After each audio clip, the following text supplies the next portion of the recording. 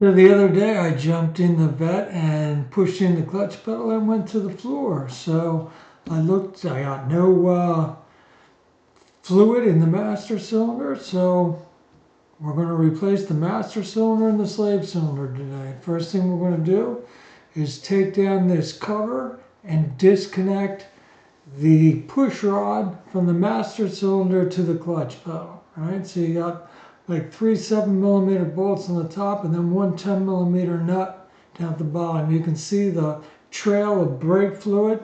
So the master cylinder is definitely leaking. It's a bad shot, but that's the bar that you have to pull the pin out of. And there's the pin and the washer that hold it in.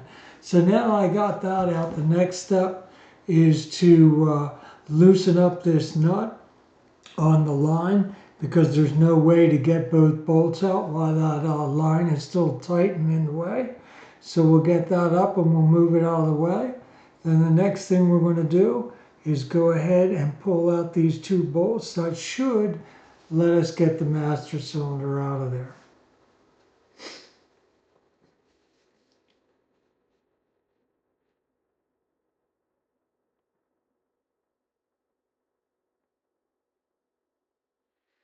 Once we get the master cylinder out, we'll look at the old part versus the new part. And we can see there's a spacer that doesn't come with the new one, and we'll change that over, put that on the new one, and then we can put that back in. Now we go down to the slave cylinder. There's two bolts holding the slave cylinder in.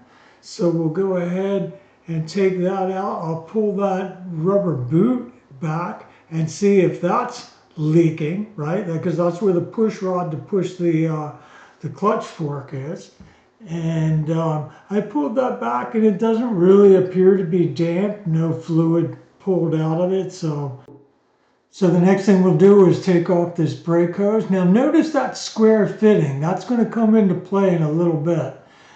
But so we take off that line and then we take off this little clamp that holds the hydraulic line. It's a bad picture, but there's like a U-shaped rubber line that goes there.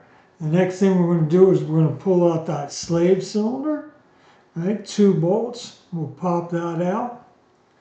And then we'll go ahead and put the next one up there. Now look, see how the old one is at 45 degrees and the new one is, I don't know, less than 45, right?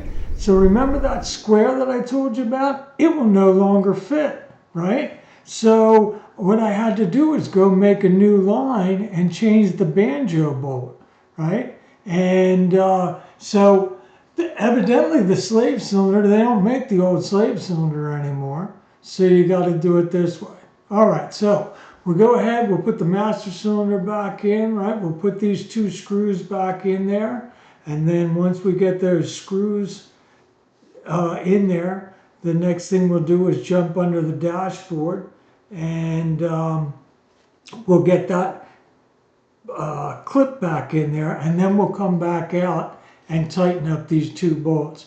If you do that first, it makes it really hard to get the linkage in there. So just start it and then change out the linkage. All right, so now we're going to feed in that new line that I just showed you. It's actually only half a new line. The upper part that goes to the clutch slave cylinder, I think they said it was a 12-1 fitting, and nobody makes it. Brakes don't use it. They use a lot of 10s, but no 12s. So what we did was we cut the line right at the rubber, and we put a 10 banjo bolt in and just left the steel line that had the 14 going into the master cylinder. So we're going to go ahead and then we'll put that factory clip back in there and tie that up nice and neat. And